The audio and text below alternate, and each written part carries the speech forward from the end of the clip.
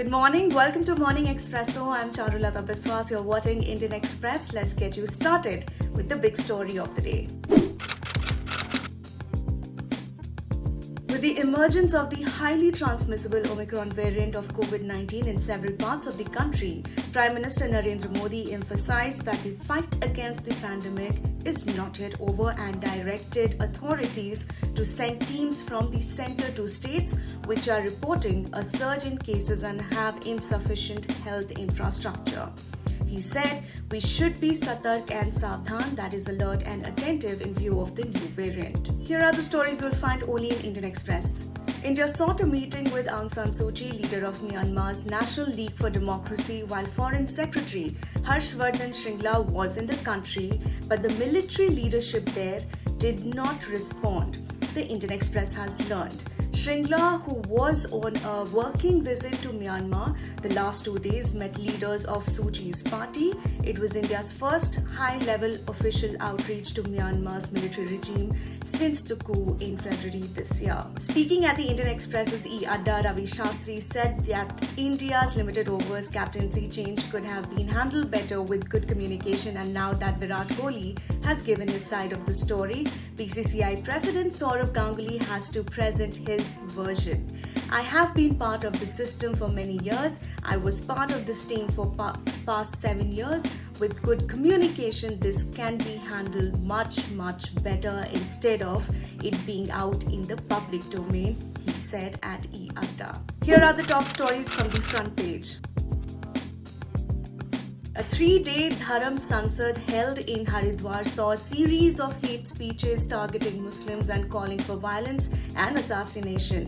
The controversial Yati Narsinghanand, facing several FIRs in UP, called for a war against Muslims and urged Hindus to take up weapons to ensure a Muslim did not become the Prime Minister in 2029. The Uttarakhand police has registered an FIR under Section 153A for promoting enmity between different groups and acts prejudicial to harmony against Wasim Rizvi and others. The Ganga became an easy dumping ground for the dead during the devastating second COVID wave, and the problem was confined to UP, according to a new book that was launched on Thursday. It's titled Ganga Reimagining, Rejuvenating, Reconnecting. One section provides a chilling account of the pandemic's impact on the Ganga and states that 5 years of intense work to save the river appear to be coming undone in days. The Department of Telecommunications has amended the Unified License Agreement, asking telecom and internet service providers as well as all other telecom licensees to maintain commercial and call detail records for at least 2 years instead of the current 1-year practice. The additional time, sources said, was based on requests from multiple security agencies. Here are the must-reads. Ad hoc export restrictions on essential medical supplies, especially since the onset of the pandemic early last year, is prompting multiple Indian manufacturers and suppliers of these goods to explore the option of setting up alternate manufacturing bases outside the country to service their customers. The issue of policy certainty gains salience again with the new Omicron variant of the coronavirus being highly transmissible and the demand for medical items including syringes likely to remain high. After remaining shut for over 30 years due to increased militancy in the valley, Srinagar's St. Luke's Church opened its doors for worshippers for the first time this week. The 125-year-old church is being renovated as part of the Srinagar Smart City project under the Center Smart Cities mission. There are no seating or heating arrangements in place yet, so there will be no Christmas Mass this year. Hopefully, we will have the Mass next year, Father Eric, who is part of the church, said. What does young India really want? A recent report released by Lokniti CSDS offers insights on their career aspirations, job preferences and expectations, their opinions and institutions of kinship, and their mental health.